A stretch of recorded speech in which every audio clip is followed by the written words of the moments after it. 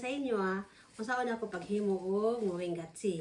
So kani nga malunggay actually is gikan ni sa akong garden nga ako ang gitanom. So akong gi-dryer and then ato siya himuong powder. Para anytime na mag-inom ko og moringa tea, at least na nakoy powder. So atong hinahinayog sulod ang uban. So pino kay siya mga kalalabs. See? Sulanan. Magbutang ko 1 tablespoon.